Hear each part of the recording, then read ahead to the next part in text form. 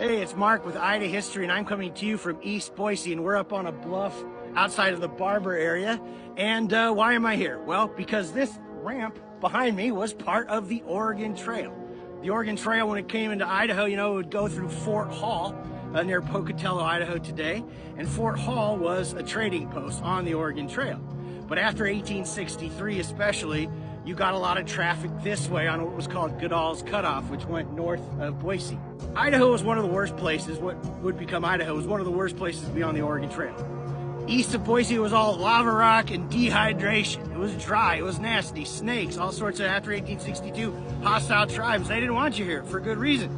But when you got up over this bluff, what did you see? You saw this, fairly, inhabitable valley with a nice river. But how did you get down? Because there's this huge rim. Well, you had to find a break in the rock.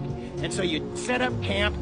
People would go down to the river to get some water and, cook some dinner. And then you would set up your chains and your pulleys and your ropes, and you would lower that heavy ass wagon right down there and hope that it didn't fall and all your belongings were broken all over the place, and who knows how long you would be waylaid for, I am glad I'm not a pioneer.